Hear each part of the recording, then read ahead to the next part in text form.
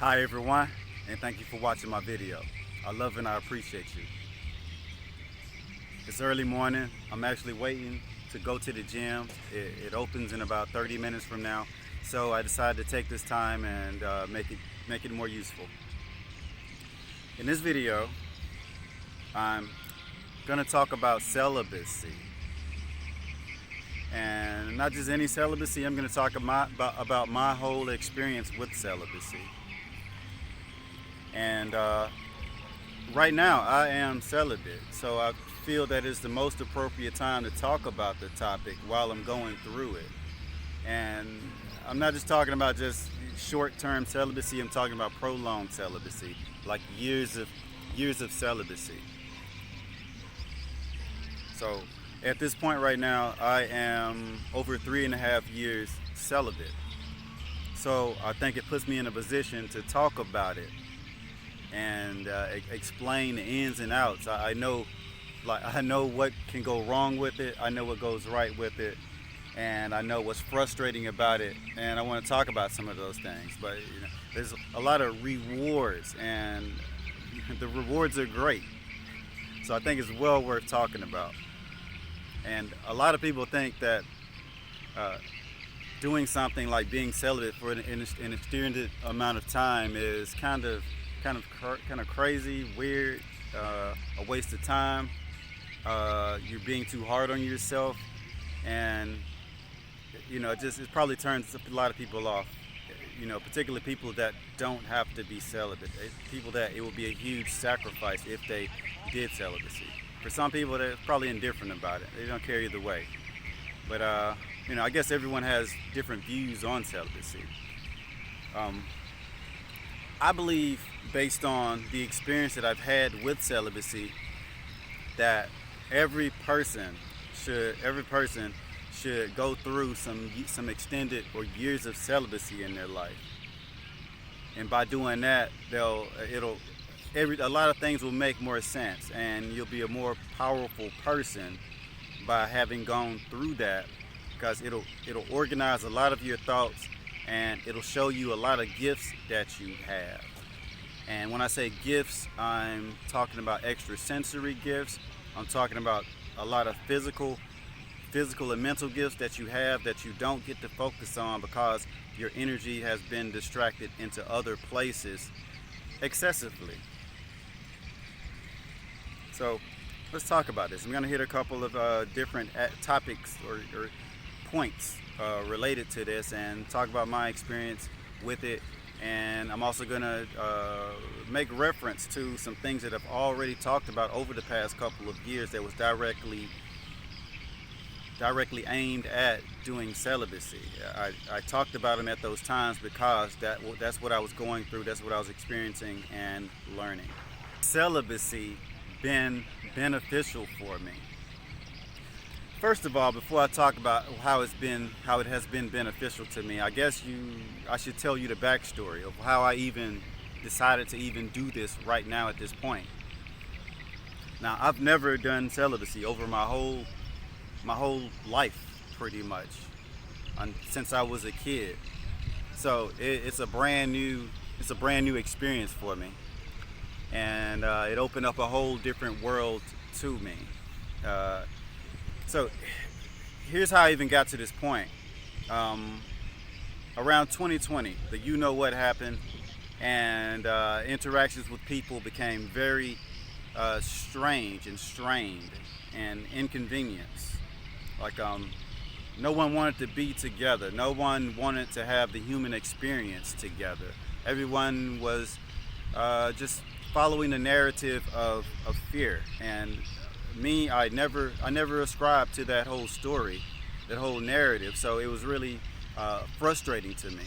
I had a tough time handling it, and it made me just recede into my own world and kind of stay to myself, which I like being alone, but I also love being around people, and it really kind of broke my heart during that time. But at that time, because it was just more convenient just to stay to myself and be celibate. And also, at that time during my life, that's where I was in regarding my whole dynamics of my relationships in my life. Celibacy was happening anyway, but that situation really made it be that way. So after around 8 months of that, that's the point. That's the critical point. Around 8 months of that forced celibacy. That was forced celibacy. It became forced at that point because we were forced to isolate and do all these things and just follow these commands. These a lot of baseless commands, really, not based on any good factual information. It was based on paranoia. And around that point, it was real crucial because that's the point where I realized that I had an addiction to sex and things related to sex, to masturbation. And it opened my eyes to it because physically it hurt. It began to physically hurt and bother me. And I realized, like, you have an addiction, you have a problem. This has been controlling you your whole your whole life, pretty much your whole adult life. And that really opened my eyes and awakened me. And at that point, I decided to vow celibacy for a couple of years. That's the point where I decided to do celibacy after around 8 months, after the you know what began. And here we are now. It's 3.5 years. I'm still going, and I plan to do 4 years. At 4 years, I'll reevaluate and make a new decision. But I plan to do 4 years minimum. And through each of these years, there was an evolution of myself and a bunch of new discoveries about what celibacy was bringing into my life. And around the first year, after, I guess, detoxing and going through those withdrawal symptoms, it was like withdrawal symptoms. And yeah, let me clear something up before I even go any further with this. Celibacy, I'm talking about abstaining from sex with another person, with a woman. And I'm not completely talking about masturbation, because I haven't completely abstained from that, but I have avoided it. To a huge degree, because through my celibacy, I've learned that even that is problematic if you don't control it, and if you don't prevent it from running your life and just being a program in your mind, always in the background, always tapping you on the shoulder, say, hey, that's what it's like. It's just a constant itch, and it's so weird, and it distracts you from so many other things that you're trying to do. Like you're trying to make money, you're trying to build a business, you're trying to build the strength and foundation of all the relationships that you have within your life. You're trying to make yourself better as a person. You're doing self-development. All of these things, they get sidetracked and hijacked from this addiction. And I'm talking about myself. I'm speaking for myself, but I'm sure that a lot of you out there can relate. And those are the people that I'm aiming for as I talk about these things, being celibate. So after about a 1.5 years of celibacy, I noticed some big changes in my physical body. My physical body was a whole lot better able to stay on a physical fitness regimen, intense physical fitness regimen. And I looked forward to it every day, really looked forward to it.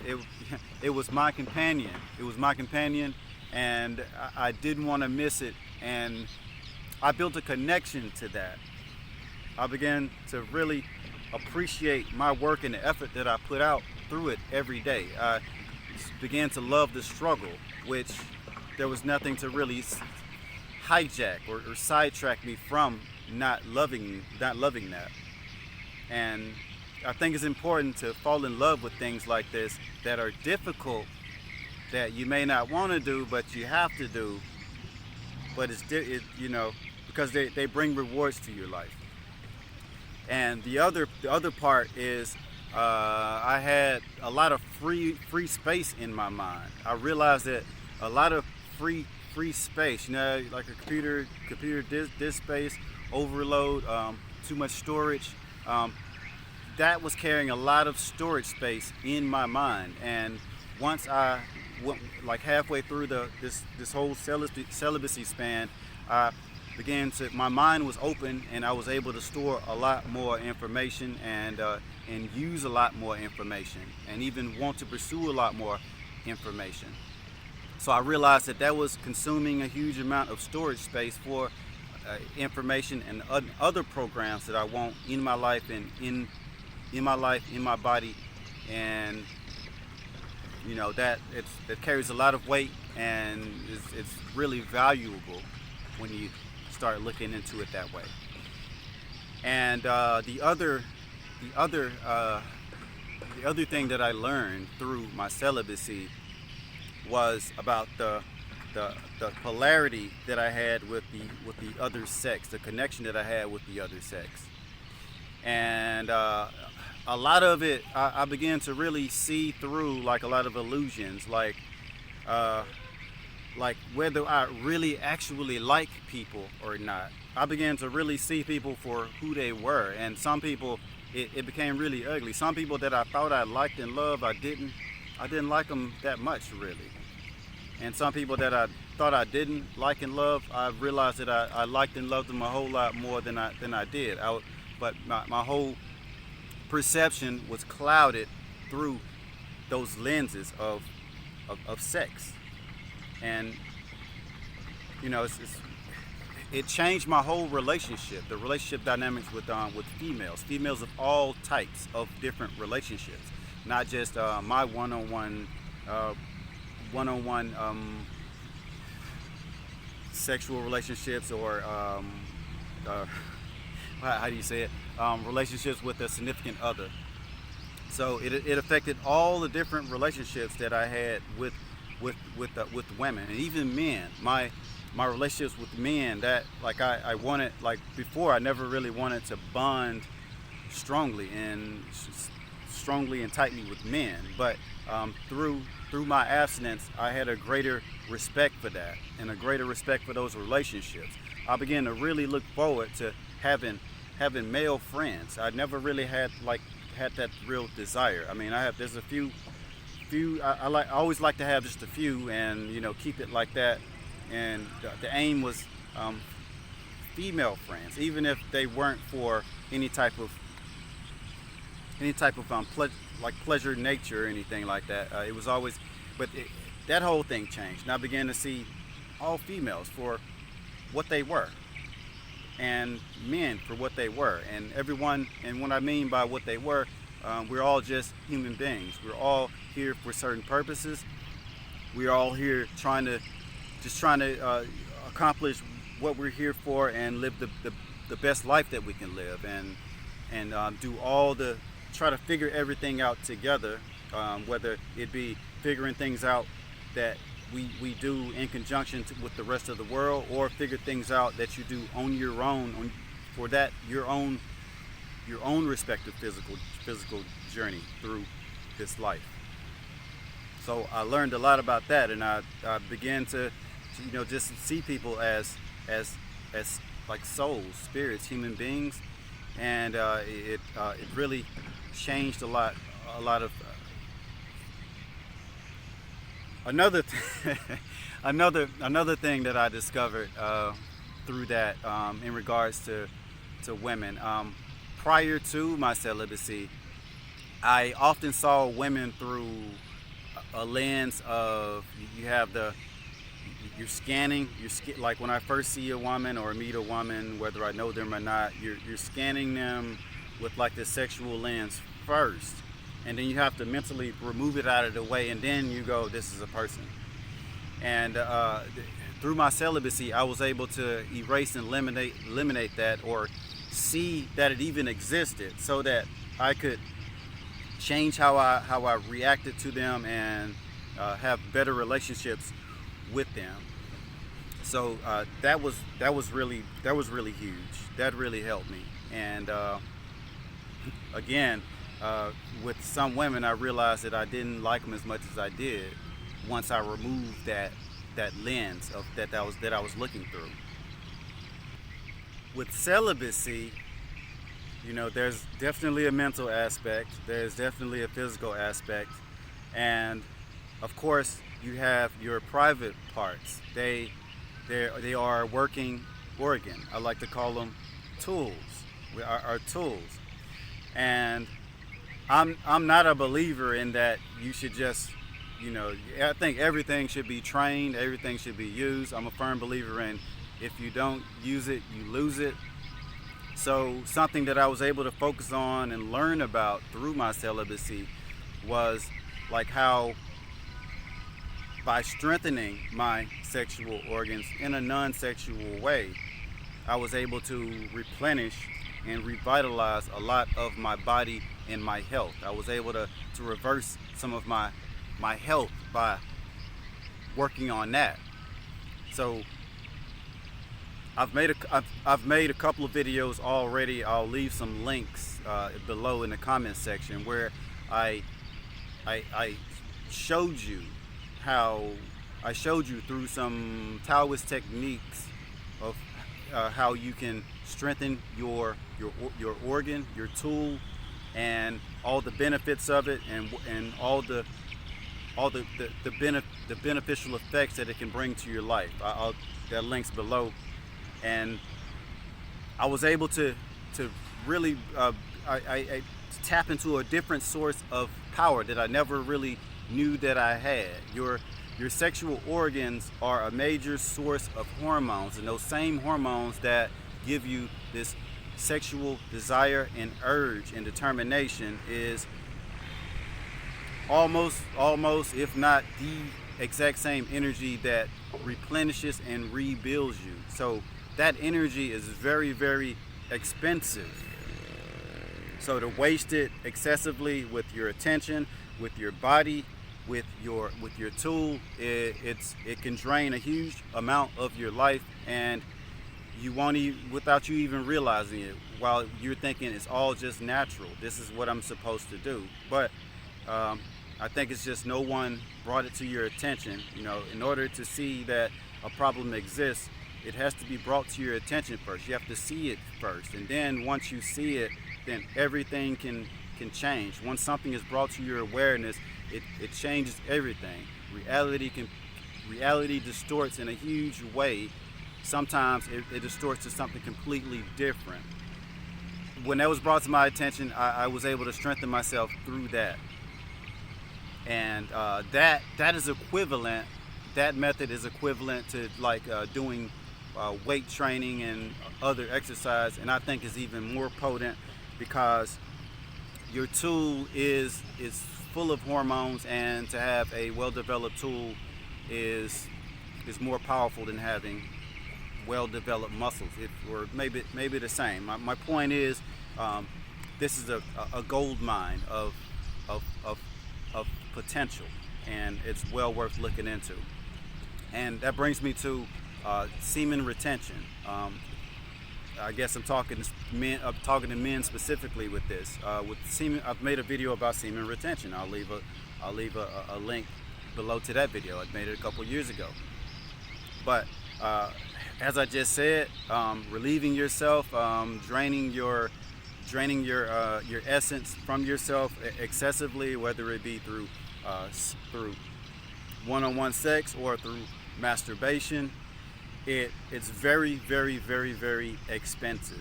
And if you've been like just wasting and draining yourself all through your life too much, I recommend that you go and look into this and find out exactly what you're doing, so that you can make some adjustments on this. But even with that, there are ways where where you don't have to let go of your essence. There are methods that you can do where you can still retain your semen. but you're still using your sexual energy, and that's a whole different. So it's a whole different thing in regard to that. And also, yeah. So I don't think that this is like having a sexless life is the best thing for most people. But I think it's an experience that we all should have, so that we can discover things about ourselves and become more powerful. And I think ultimately it will make your sex life a lot better than it actually is, because everything will be put in perspective, and it gives you your life back.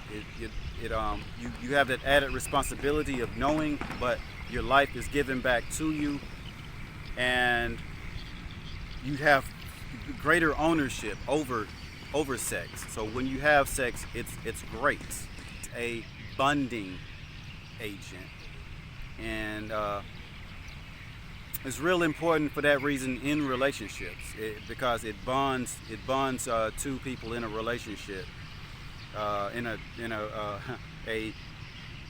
sexual relationship, or a relationship with a significant other. That's what I'm talking about here. It's a bonding agent, and learning about control, and learning about how to use sex within these as a bonding agent, and as a way to enjoy the time that you have together and make your experience as a couple beautiful.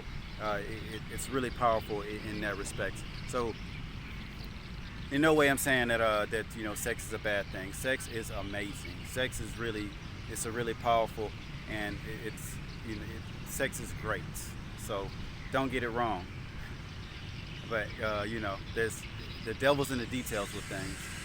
I'd like to wrap the video up by talking about this new day and age and what's going on, and agendas in regards to us having sex, and us going on into the future, and how that's going to affect population and affect humanity. If you notice, the world has made a very rapid change in how we communicate, and where we put our attention. And I'm talking about the technology, I'm talking about the computers, the internet, and that whole thing. We're in the age of Aquarius, where there's a lot of Aquarian energy out there, and there's a lot of fringe theories about agendas, different agendas about depopulation. The technology, I've talked about this quite a bit in a lot of my older videos, and throughout the whole time I've made this channel, where I talk about blue spectrum light going through your eyes and it affecting your hormones. I talk about sun gazing a lot, and sun gazing, one of the main powers, one of the main things that sun gazing brings to you by doing it is because it unlocks the compound pharmacy in your mind, through your brain, to strengthen your body. It unlocks a lot of hormones. But with the technology, you have just the pure blue light, and that it drains your hormones, because it's just one spectrum of light versus all the other spectrums to balance it, and it's kind of like a fast forward button. So that kind of makes you think there's an agenda in regards to that, and draining a lot of our sex drives, draining a lot of people's sex drives. And even with children, it's a big effect with children. Some people believe that it causes precocious puberty, where you're getting a very young child develops rapidly, and they have like an adult body like way too early, and it kind of just messes everything up. And even there's countries that are very well developed countries that are very into technology. They're losing interest in sex, and they're losing interest in each other. Sex is a bonding agent. So we can talk about how bad it is, but we have to talk about how good it is also. We need it. We need sex. Sex is a really beautiful thing, and I think that we should be mindful about any type of command that is sent from up top. And when I say up top, I'm talking about governments, I'm talking about the powers that be, and nowadays big tech is the powers that be. I'm talking about the elites. I'm talking about the whoever's controlling us from above on a bigger picture level. So we need to be, I think we need to be more wary of like the nature of what they're doing, and like the technologies being introduced and the agendas through that technology, so that we can stay on top of things and we can own our lives. So I made this video just purely really to just talk about owning your life, taking ownership of your life. And that when you taking ownership of your life, I'm talking about your thoughts, your body, all of that. I'm not trying to I don't want anyone to separate. I want us all to be together and laugh together and experience things together and love one another. And if sex is one thing that brings us together and brings us closer, we really need that. And we really need that, and we need to master it and learn how it works and use it as it's supposed to be used, and not abuse it and not let it abuse us by hijacking our mental programs and diminishing our potentials of existing through a whole lifetime as a being, or dismissing others' entire character and entire life proponents, and reducing them to something purely simple and just in the bigger picture not that important, like sex. So that's it. That's my video. That's all I wanted to talk about. I think I've talked about a lot so far. I hope you enjoyed this. I hope you took something from it. And again, I'd never want to be the type of person to say don't do this. I just want to give you some perspective so you can think about it differently, and maybe reorganize things, and set it up in a very powerful way that'll benefit you, your life, and everybody around you. So thank you so much for watching my video. I love you all. You take care of yourself.